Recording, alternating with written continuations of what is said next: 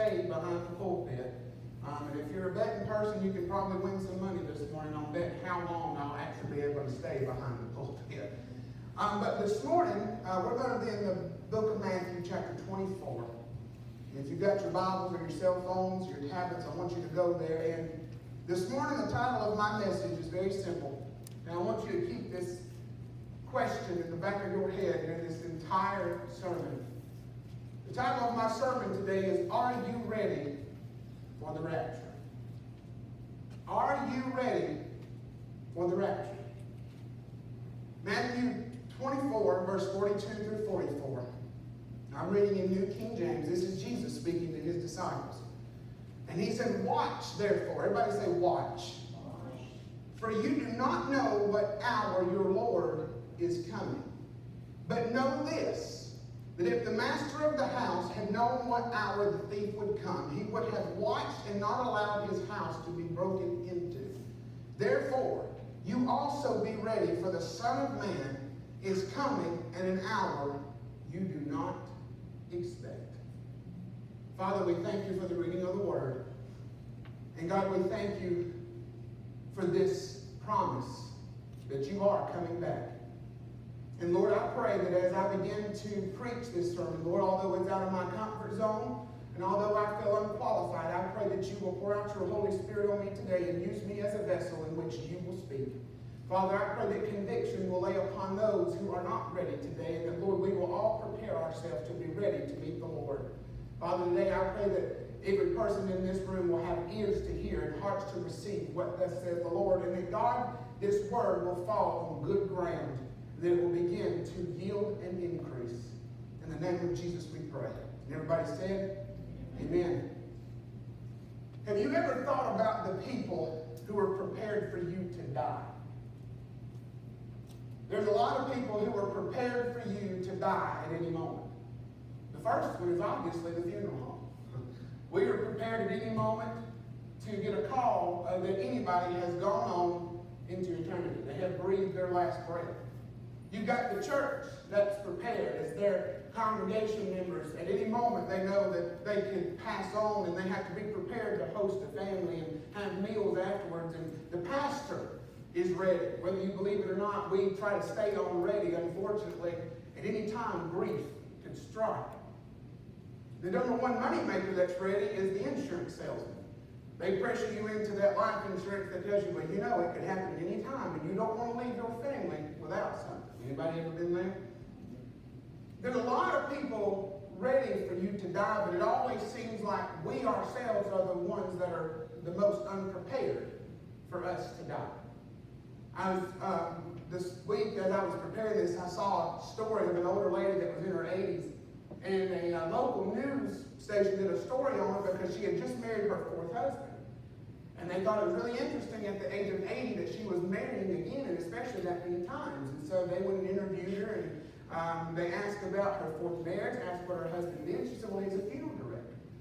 And the interviewer was very intrigued, and he asked about what the other three husbands prior to this husband did, and how long she'd been married to. And she thought for a minute, she kind of got a smirk on her face, and she said, well, when I was in my 20s, I married a banker.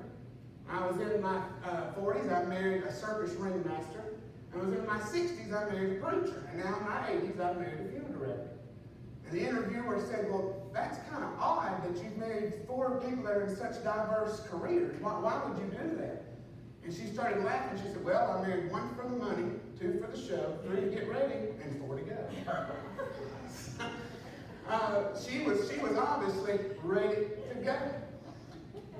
But this is not necessarily the case for all of us. We are so unprepared for the time because we all know that at any moment, this life here could end and we could slip into eternity. And it seems to be that way with the rapture. It seems that everybody else, other than us, is prepared for the rapture. If you have any news station whatsoever, if you're on Facebook, if you have any information coming into your house whatsoever, you are not oblivious to the things that are going on not only in our nation but in our world. And I'm going to talk about that in a little bit. And at this point, especially since coronavirus has begun, more people, unbelievers and believers alike, have become interested in what the book of Revelation says, and especially what the entire Bible says about the apocalyptic times that are upon us.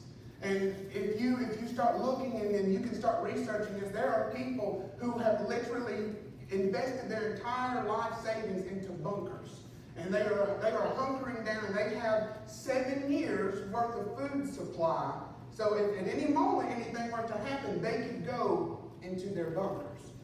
There are people who are stockpiling weaponry, so that at any moment when if these riots were to break out or if something were to happen, they would be prepared to guard their families and guard their homes and the goods inside of their home. You can look anywhere at some of these doomsdayers who are preparing, because even though they may not be believers, they know something is going to happen sooner than what we realize. They know, looking at everything from face value, that where we are headed is more to the negative than it is the positive. Am I right? But it seems like everybody else is preparing for everything that's bad happening, and nobody is preparing for the rapture. This morning I want to try my best, and please bear with me, because I am not a prophecy teacher. I am not any of these great evangelists who are well versed in this. I have studied. Taylor, you could probably tell me the long of this. Last Sunday I started on this because I knew, I've known for 3 weeks I wanted to preach a sermon on this, and I have literally poured over books, articles, videos, sermons, finding all information I could, because I want you to leave here this morning with more answers than you do questions. But this morning I want us to consider 5 things about the rapture. First of all, I want us to consider the secrecy of the rapture. Anytime Jesus talked about him coming back, especially coming back for his church, he talked about it being an event that no one knew the time or the hour. He said it several times in the Gospels. He said, no man knows the time or hour, not the angels, not the Son of Man, nor only the Father knows the timing in which I am coming back. He said it twice, once in Matthew, once in Mark.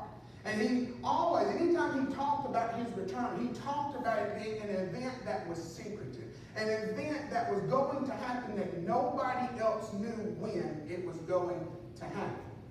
And you can see this playing out in several of the parables. One of the most famous parables of the secrecy of Jesus coming is Matthew chapter 25. And if you've read in the Gospels, or if you've heard this preached, you know the story of the 10 virgins, the 5 wise and the 5 foolish. And for the sake of time, I'm just going to paraphrase the story, where there were 10 virgins who were awaiting the arrival of the bridegroom. And it said that as he delayed his coming, that the 10 fell asleep. And then at midnight there was a cry, and it said, the bridegroom is coming, prepare yourself. And it said the 5 wise ones trimmed their lamps and they went out, but the 5 foolish did not prepare themselves and had no oil. And they asked the 5 wise, they said, give us some of your oil. And they said, we don't have enough for us and you. You go buy your own oil. And so they go, and while they're gone, the bridal party goes inside the house of the groom. The door is shut, and they come back, and they say, Lord, let us in. And he said, I tell you, I never knew you. And then Jesus said at the end of this, watch therefore, for you know neither the day nor the hour in which the Son of Man is coming. Now, I'll be honest with you, I always found that story very intriguing. I always wondered how exactly 10 virgins, 5 wise and 5 foolish, could relate at all to the coming of the Son of Man. Well, I started doing some research. And I learned during the commentaries and things that I read that what Jesus is illustrating here is he is illustrating the tradition of an ancient Jewish wedding ceremony. And what would happen in the ancient times is the marriage would be arranged, and the father of the bride, the father of the groom would get together. They would decide on a dowry price. They would let the two meet, and then they would have a time where they would sit down and kind of talk. And when the bride agreed that this was the man that she would like to be married to, they would then sign a contract. And at this point, this is when what they call basically the engagement period for our sake, for our terminology. And they would sign a contract and they would share a cup of wine, which would say that we're going to share our lives together. The dowry price would be paid. And at that point, these two were legally married. But they did not immediately go and live together, start dating, and enjoy their marriage. At that moment, as soon as that day was over, the groom would leave the bride at her father's house. And he would go back to his father's house and prepare a place for his bride. Does that sound familiar? He would go back to his dad's house, and he was only allowed to come back for his bride when his father told him he was allowed to come back for his bride. So even the groom did not know when he could go get his bride. So what Jesus is illustrating here, he's talking about this season of when the bride would await the return of the groom. And she had a general idea because she knew it typically lasted anywhere from 11 to 12 months. But she also knew that the dad of the groom could decide at any time it was time to go get the bride. At any time, she knew he could come and she could hear the sound of the celebration that says, the bridegroom cometh. And during this 12-month period, or however long he waited, she had to separate herself. She had to stay within the house in some cases. And when she went out, she had to take her bridesmaids with her, who were often virgins, which is where the five foolish, five wise virgins come from. And the whole purpose of these virgins were to keep her prepared and keep her in anticipation of the coming of the groom.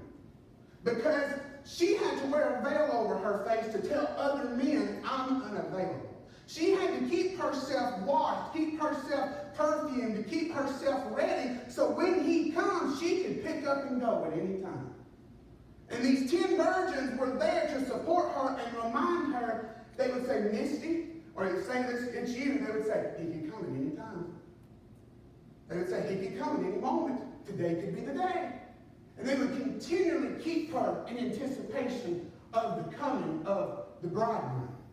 So Jesus uses this illustration to tell his disciples, just as the bridegroom could come for his bride at any time, so can the Son of Man come at any time. That's why he said you cannot appoint a time or a season, because you don't know.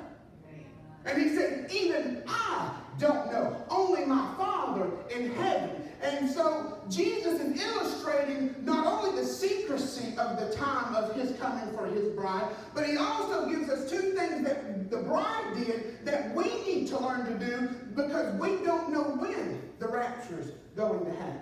See, the secrecy of the coming of the groom kept this bride from being distracted.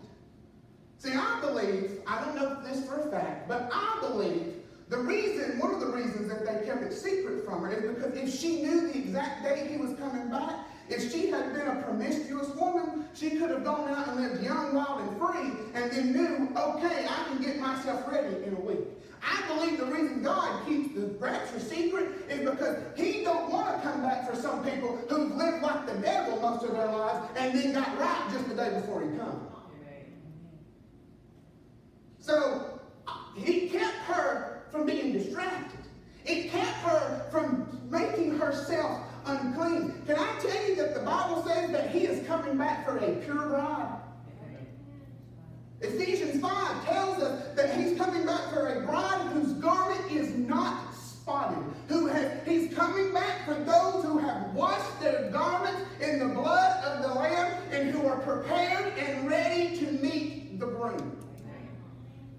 So he kept it secret because he didn't want her getting distracted. He wanted her to constantly be in anticipation of, my groom could come at any moment. Folks, we need to quit being so distracted with the cares of life and the cares of finances, the cares of this world, and realize at any given moment, the Father can look at the Son and say, go get my bride. And when it happens, it's going to happen.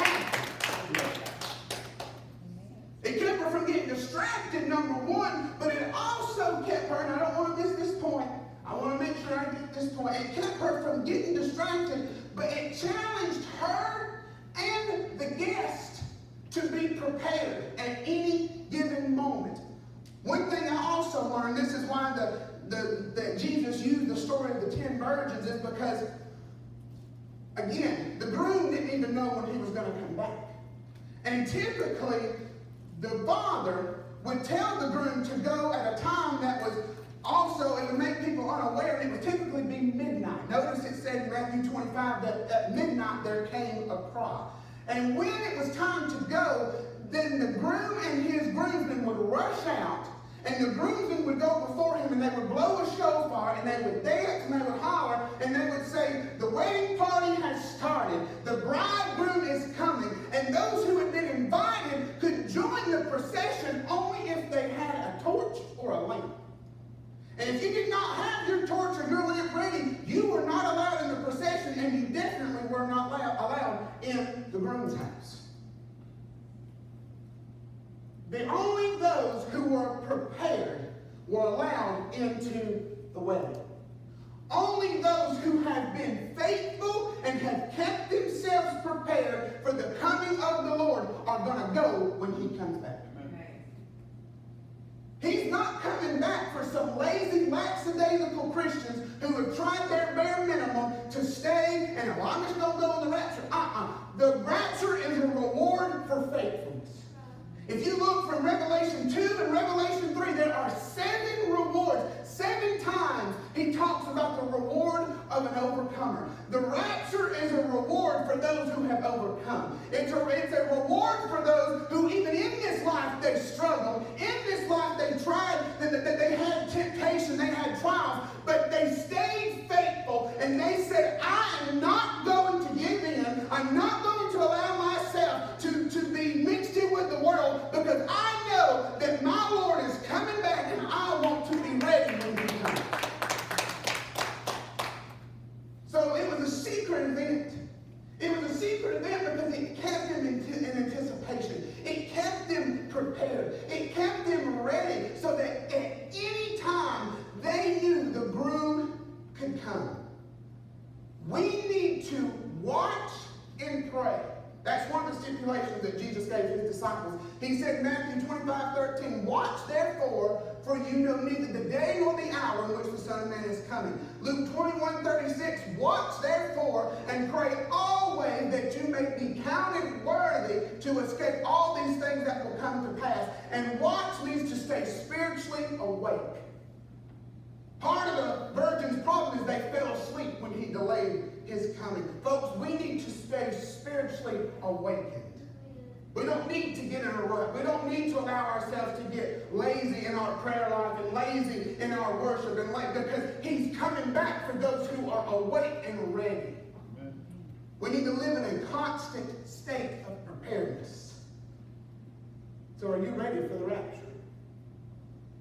The second thing I want to talk about this morning is the swiftness of the rapture. Now,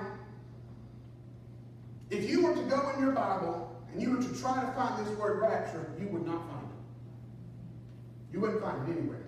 Because the word rapture is not a biblical term. It's not. It is a theological term that was actually translated. It's a Latin word, and it actually means, it is translated from the Greek word caught up, which you find in 1 Thessalonians 4:15 through 17, where it says, that when he descends with the shout, the voice of the archangel, the dead in Christ shall rise first. Then those of us who are alive and remain will be caught up in the air to meet the Lord. Okay? So that word caught up was translated to the Latin word rapture. And that word in the original Greek was the word harpazo, and it meant literally to be caught up. But it illustrated snatching something out by force. It illustrated something seized quickly. The best way I know to explain it is, God forbid, Bella were to run out in the middle of Shoffner Street, and some teenager comes barreling down the road, and she doesn't see it. Well, you know, I have to do something in a split moment. And instead of grabbing her by the hand, you snatch her by the head of her hair and you yank her back onto the sidewalk. That's what the word rapture implies. It implies suddenly snatching something out. And can I tell you why I think they use that word? Because what does Ephesians tell us? That Satan is the principality of the air. And when Jesus comes back, he's got to come through that atmosphere. So I believe he's going to do it so quickly that when it happens, the devil's going to say, what in God's name just occurred? It's going to take them all by surprise. But it meant something that happened quickly. Now, anytime Jesus referenced his coming, he not only talked about it being a secret, but he talked about it being swift. He talked about, again, if I'm not mistaken, Matthew 24, he talked about as lightning strikes in the east, so will the coming of the Son of Man be. Now, if you don't know this, scientists will tell you that the speed of light in a vacuum is 186,282 miles per second. Per second. So what that means, the earth is 25,000 miles in circumference. And if you were to travel at the speed of light all the way around the world, you could travel around the equator of the earth 7.5 times in 1 second. That's how fast the speed of light is. So Jesus said, as the speed of light is, so shall the coming of the Son of Man be. It's that quick. But then Paul talks about it, 1 Corinthians 15:51 to 52, and he said, I tell you a mystery. We shall not all sleep, but we shall meet the Lord in the air in the moment, in the twinkling of an eye, at the last trumpet. Now, I had to do a word study, because I've always been intrigued. What in the world is a twinkling of an eye? Well, in the midst of searching for that, I found out what a moment really is. When Paul used the word moment, he used the word atomos. And that's where we get the word atom from. That's what everything in this room is made up of atoms. And there are atoms everywhere. You're made up of atoms, whether you want to believe it or not. But it is so microscopic that it's so hard to even detail an atom. And so what he was saying is, in an atomic moment, in a split second, before you can even think about it, we're going to be caught up. Then he's used the word twinkling. Now, the word twinkle in the Greek literally means twitch. Say you're in college. Have you ever studied so much your eyes started twitching? Anybody ever been there? Sister Teresa, you're a reader. You ever read so much your eyes started that jumping thing? That's what he's talking about. But he also used the word twinkle, and then some other translations talk about how a twinkle is the reflection of light in the retina. And that the light that reflected in the retina traveled the 186,282 miles per second in the eye, and the reflection of the light in the eye is in 1 billionth of a second. That's absolutely faster than you can blink. You don't even blink that fast. So, translating what Paul said is he said, in a second, in a split second, in an atomic moment, in an immeasurable amount of time, as fast as the eye twitches, we shall be caught up to meet the Lord in the air, and it's going to happen so quickly you won't be able to blink. That means before I even say the next word, he can come. Before I say the next word, the trumpet can sound, you could be caught up, and the clothes could just be everywhere. It can happen in a moment. It's going to happen so quickly that it's going to take the world by surprise. It's going to take even those who are in it by surprise. But can I tell you that it happens so quickly, there is no time for repentance. It's going to happen so quickly that if you are not ready, you will not go. So are you ready for the rapture this morning? It's coming quickly. Jesus said in Revelation, behold, I come quickly. Third thing I want you to consider is the signs of the rapture. Now, I'm going to contradict myself here for a second. We always talk about signs of the rapture, but in reality, there are no signs for the rapture. And the reason is because the rapture, as we have already found out, is secretive and it's imminent. Meaning there cannot be any signs attached to it. Something can't be secret if it has signs. Does that make sense? But all these signs that we talk about that Jesus goes in, those are signs of the second coming, which is totally separate from the rapture. Rapture's pre-tribulation, as we believe. Second coming's post-tribulation, because we believe that we will be in heaven the entirety of the 7 years. 6 years we'll be standing at the bema, where the Lord will judge us as those believers and give us our rewards. And the last year of the 7 years is the marriage supper of the Lamb. That's how we believe. Now, as I was researching this, I'm thinking, okay, how on earth can I say that these current events are signs of the rapture if there are no such things as signs of the rapture?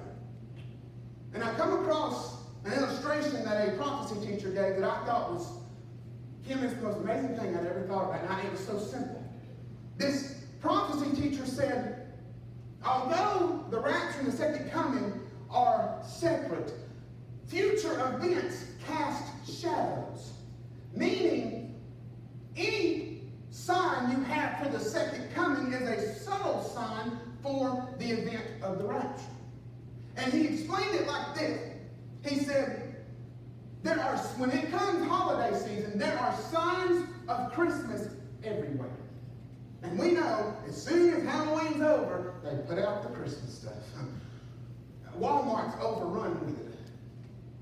You got lights, you've got ornaments, you've got Christmas trees, you've got the music, you've got Santas in the mall, but Thanksgiving can sneak up on you. Thanksgiving can sneak up on you because in the rigmarole of the signs of Christmas, you forget about Thanksgiving because there's no signs for Thanksgiving.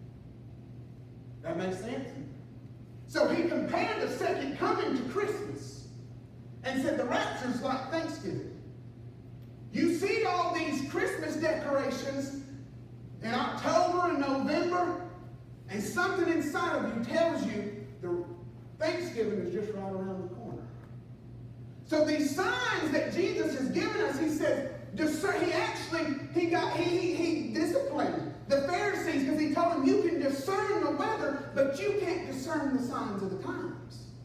And he told his disciples, he gave them a parable of the fig tree. He said, you know the season of the fig tree when it bears figs, so you also must know the season of the coming of the Son of Man. So, although the signs that we call signs of the rapture are not signs for the rapture, they are signs that Jesus is coming in the second advent, but they're also signs that the rapture can honestly happen at any given moment. Now, I want to do something here because this really sparked an interest in me just a couple of weeks ago. And I went to Matthew 24, and I started reading what Jesus told his disciples would be signs of the coming. First of all, he said that many would come in his name declaring they are the Messiah, but they were false prophets. He said, do not be caught unaware. And I don't even have to go into all that because we've covered that probably a month about false teachings and things going on in this world. And you can actually research it. I did it one time. There are actually people in third world countries that actually have followings that they will tell you that they are Jesus. Look it up. It's there. There's videos of it. I've seen them. Second thing is he told them, he said that you will hear wars and rumors of wars. Now, I don't watch the news a whole lot, but I know I can pull up Fox at any time and see them talking about the Middle East. I can see it at any time, pull it up, and I can see a terrorist attack somewhere.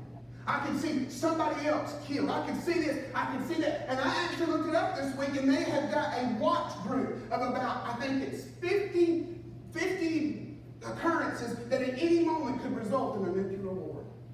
At any given moment. They all stand ready. Hello.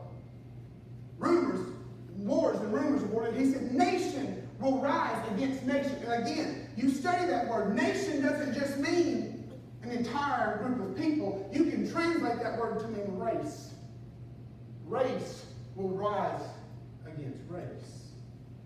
What are we seeing in our current situation?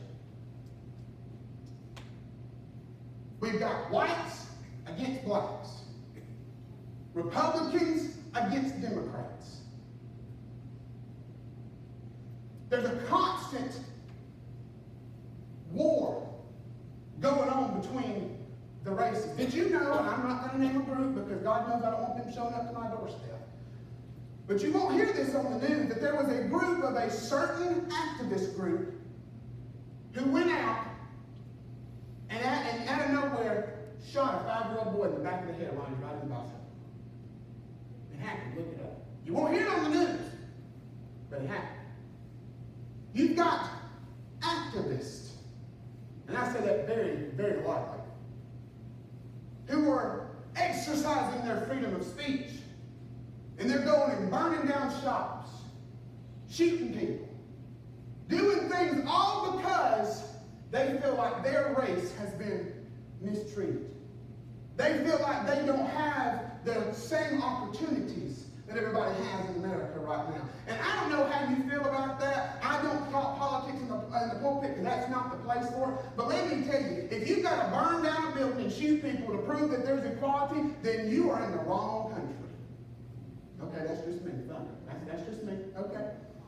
But we're constantly seeing a race war. We've seen it for years.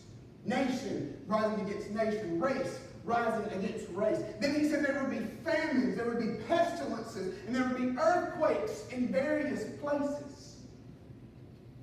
If you look up the definition of a pestilence, it will tell you a contagious disease that could end in death. What is COVID-19? A contagious disease that could end in death. What was the Ebola virus? A contagious disease that could end in death. What is the AIDS virus? A contagious disease that could end in death. Hello, somebody. Americans, there's been some, even preachers that will tell you the COVID virus is the most apocalyptic thing that has ever happened in the history of our country. Because you've got grocery stores that are sparse. People that are without jobs. Events shutting down. This has not happened in over 100 years. You look up the word, well, you know what famines are, and if you go research the UN, and by the way, I'm not a supporter of the UN, but they did a report just last year, and even the first part of this year, as the coronavirus spike, that said as this coronavirus begins to spike, especially in third world countries, that it will force 130 million other people into poverty and into a state of famine. That's going to put the number of people who are starving to death on a daily basis to 1 billion. 1 billion, almost. And I hope I got that right. Do you realize how many people that is? And they even said that with all this stuff going on in the Middle East and all these weird weather patterns going on in Africa, they had those locust invasions. They had all this stuff going on, and they said with the coronavirus that we're trying to give them aid, but it's kind of a catch-22 because they could save them from coronavirus just so they could die of starvation. There's famines everywhere, earthquakes. I forget the name of the website, but they say that a number of 55 earthquakes happened in one day. 20,000 earthquakes happened in an entire year all over the world. And just August the 10th, let's see, today's August what? August the 23rd, just 13 days ago, there was a report done in California where there was a cluster of earthquakes that happened around what they call the Salton Sea, and it put seismologists on standby because they were worried it could set off the San Andreas Fault. And in case you didn't know, the San Andreas Fault is one of the most dangerous fault lines in the United States. And they have been warning California, which by the way is one of the most liberal states in the United States. They hate Christians, they hate the right, they hate Donald Trump, and we wonder why all this stuff's happening in California. Hello. But they said when the big one happens. They didn't say if, they said when the big one happens. That it will put so many millions of people in a state of death, and not only death, but they will be longing for food and water because water lines will bust, gas lines will bust, oil lines will bust, causing fires everywhere. Buildings will be leveled. And they said even if we were to get all of that demolition under control, it would still take us weeks to get to people and get them fresh water. He said in diverse places. They're happening everywhere. Paul talks about it in Romans. He said these are birth pains. That the earth is groaning to be delivered from the iniquity that mankind put the earth under because they fell to sin.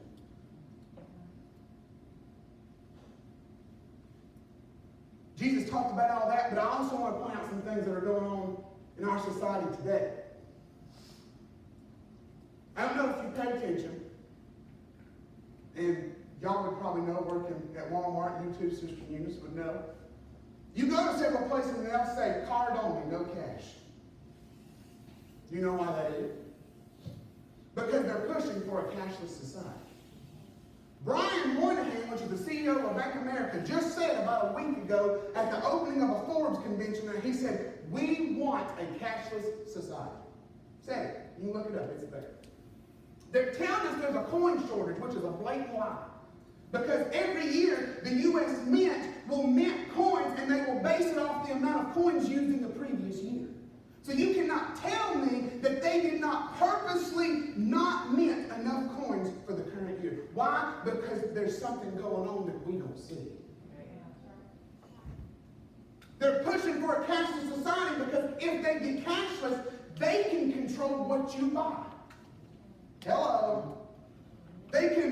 They already watch your accounts whether you believe it or not. And if when it comes to that point, they will be able to control if you're investing in certain things or not investing in certain things. They can seize your accounts. And there is always talk about a universal economy, universal Bitcoin. Have you heard of that? It's happening. It's just setting us up. It's just setting us up.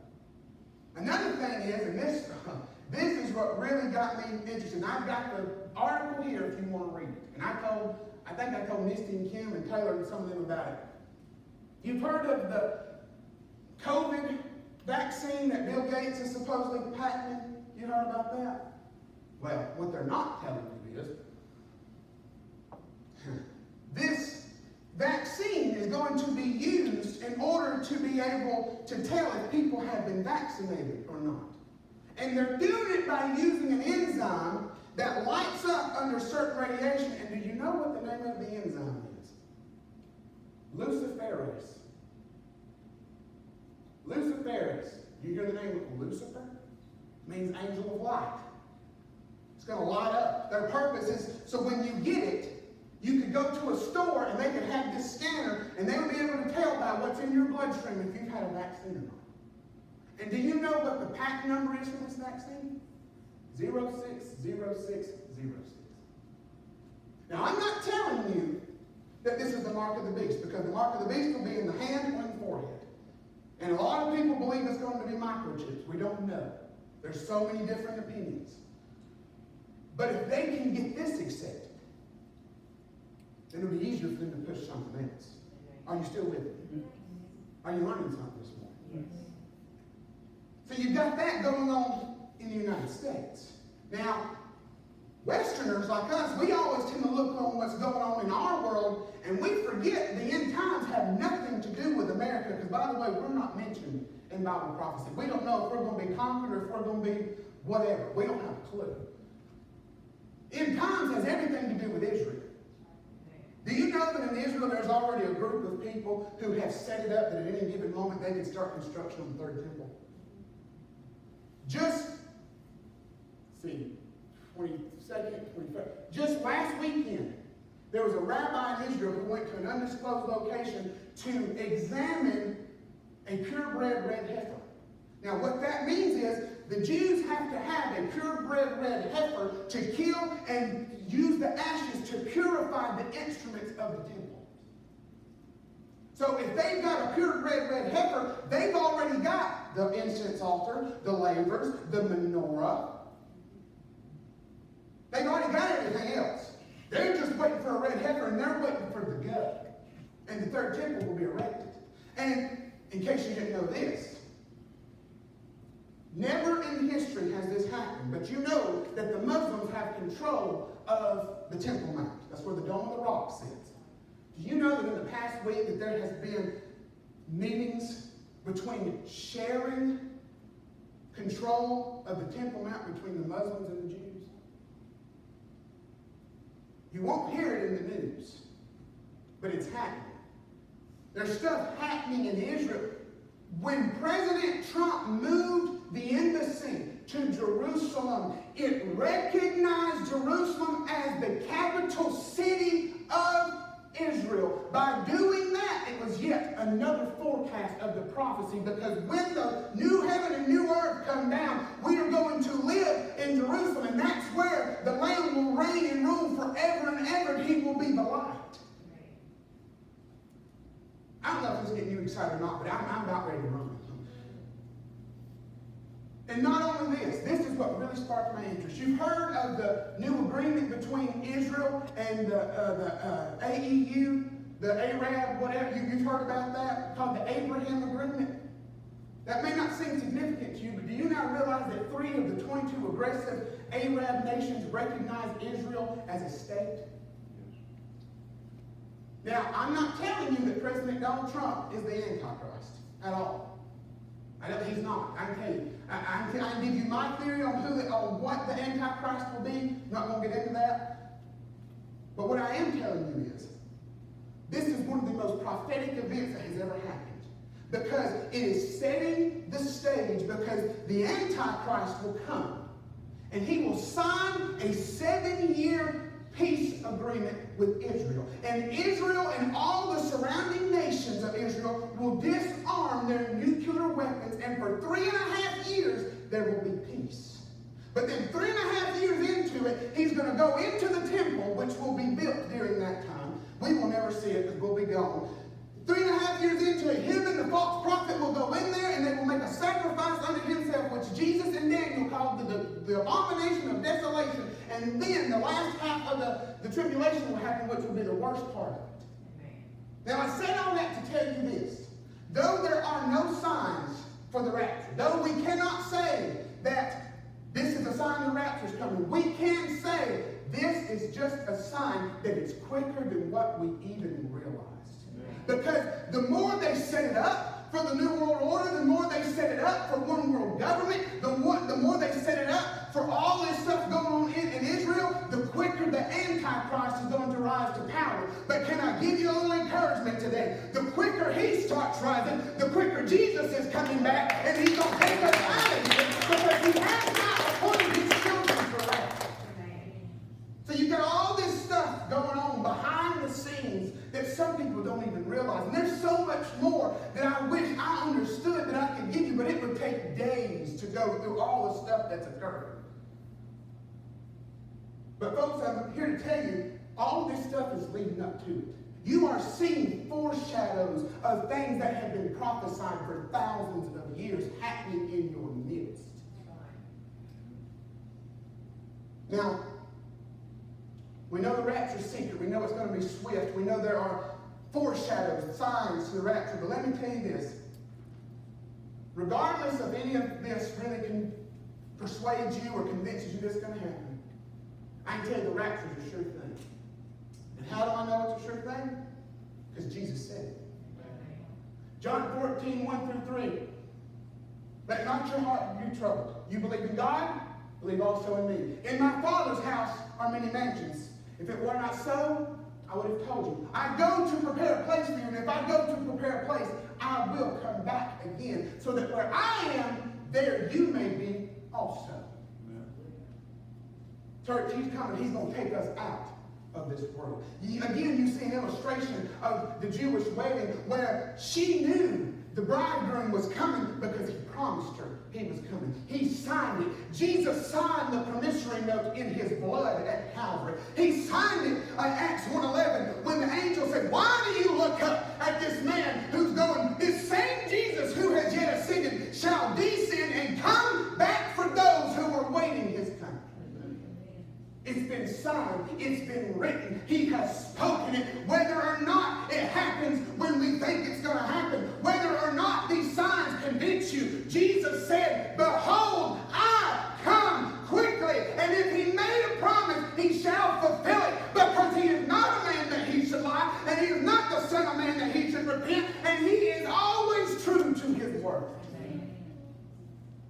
Misty, I'm almost done whenever you're ready. So my question to you this morning is, are you ready for the rapture? It's something that's going to happen when you have no clue. It's going to happen so quickly, you're not even going to be able to comprehend it. And there's so many things leading up to clues that he's coming back quicker than what you even realize. So are you ready for the rapture? One thing I was researching this week, and again, this is biblical. We have this misconception about the rapture that everybody who has confessed to be a Christian is going. That's not true.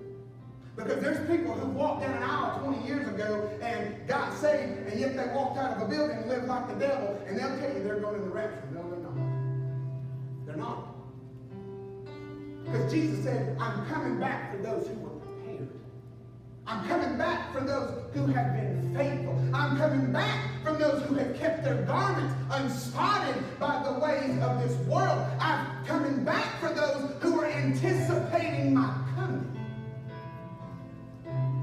Not every Tom, Dick, and Harry's going to go in the rapture, even though they think they are. They're not.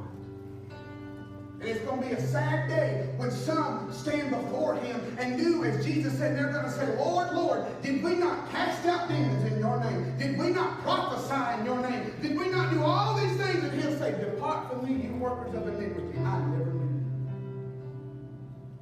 you. Are you ready for the rapture? I can give you one sure way of if you're ready. If I was to look at you and tell you you're going to die this time tomorrow, what would you do?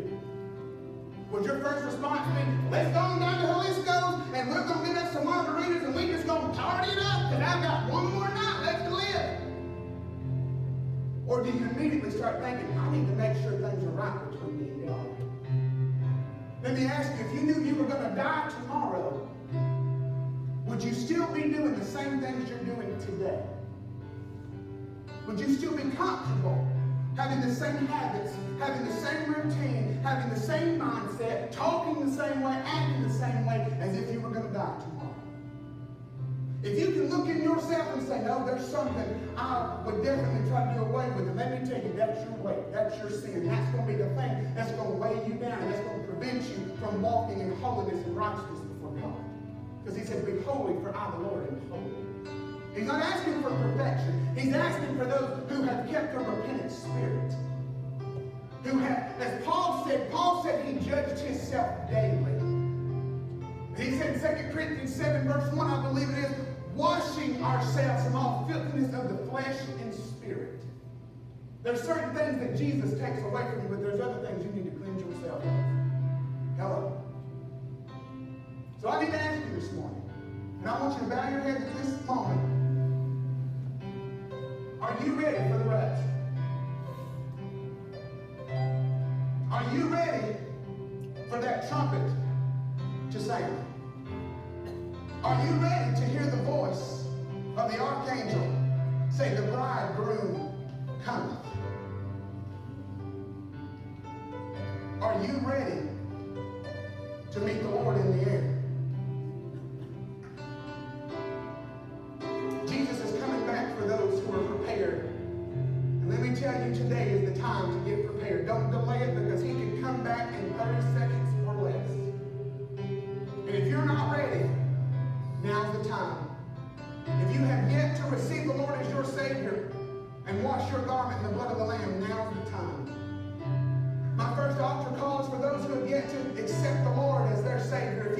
If you've never been saved, if you've never repented of your sins and asked Jesus to be Lord of your heart, I want you to raise your hand and put it right back down.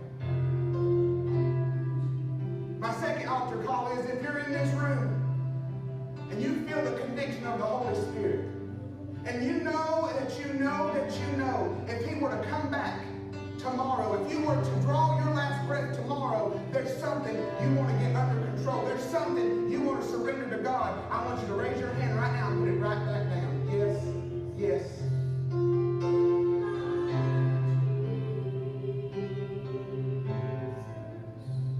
My last altar call is, if you say, I'm not sure I'm ready for the rapture. I'm not sure I'm ready for him to come back. I'm kind of scared, I'm kind of timid, and I'm not real sure what to think about all this. I want you to raise your hand because I want to pray for you. Because I want you to, yes. Let me encourage all of you. He's coming back. And he's coming back for those who are looking for him. He's coming back for those who have been faithful. He's coming back for those who are prepared. But he's also coming back for those who love him and who have tried their best. He's not asking for perfection. He's asking for faithfulness. So church, if you feel comfortable doing so, I want you to take somebody sitting next to you by their hand. I don't want to embarrass anybody. I don't want to make anybody feel uncomfortable. I want us to pray for one another. And during this time of prayer, I want us all to judge ourselves. I want us to look within ourselves and say, Lord, is there anything in my life that would prevent me from going when you come? Is there any sin? Is there any weight? Is there anything I need to surrender to you that would prevent me from going when you come? And second off, I want you to ask the Lord to encourage your heart, to not take these things and live in fear, to not take these things and live in a doomsday mindset, but take these things and realize, Maranatha, the Lord is coming quickly. That's a blessed hope to his people. That's a blessed hope to his children. It's not something to be afraid of. It's not something to be fearful of. It's something to look forward to, because he's about to take us out of here and take us to be with him forever and ever, and we'll put on new bodies, and we will no longer be weighed down by this world we're seeing. So, Father, right now, these people, go ahead and pray for each other. Right now, Lord, these people, I pray right now, first of all, that you will convict us. Lord, if there's anything in our hearts, if there's anything in our lives that would keep us from going to be with you, if there's any sin, if there's any weight, if there's any iniquity that would keep us from being spotless, from being pure, from being ready for when the Lord is going to come, then I pray right now that we will lay that at the altar, that we will put it under the blood, and we will say, Lord, forgive us. And God, we ask for the help of the Holy Spirit. We ask you, Lord, to begin to just encourage us, begin to strengthen us, help us to be overcomers, because you said you've already overcome the world. So help us to walk according to your way of life. And Lord, right now, I just pray for every person in this room. I pray, God, that you will cast out fear in their heart, because you said perfect love casts out all fear. Lord, I pray right now you'll begin to just encourage their heart, quicken their heart, and help them to realize, though this can be a time that causes the flesh to fear, though it can be a time that causes us to live in a state of panic, we need to realize that you're coming, and you're coming quickly, and you're coming to take us out of this world. And Lord, you said that this is our blessed hope. It is our assurance that we're going to be forever with the Lord. Lord, help us to be ready for the rapture. Help us to be ready, because we know you can come at any moment. We thank you and we praise you. In Jesus' name we pray. Amen. Amen. Church, one last word of encouragement. Again, I know that this can be very frightening. I'll admit to you, in the past 3 weeks, I have been on standby, and I have had to deal between fear and faith. Because there's always that little voice in your head that tells you, you're not going. There's always that little doubt in your mind that says, what if there's something I'm not even aware of? Live a repentant lifestyle. Keep a repentant heart. And I promise you, if you know you have done everything you can to serve God faithfully, you're going. Don't let the devil lie to you. Don't let your circumstances convince you otherwise. He's coming. And he's coming for the faithful. And we need to be praying that we are accounted worthy. Every day pray, Lord, let me be accounted worthy. Let me stay in the righteous state. God bless you. I thank you for being here this morning.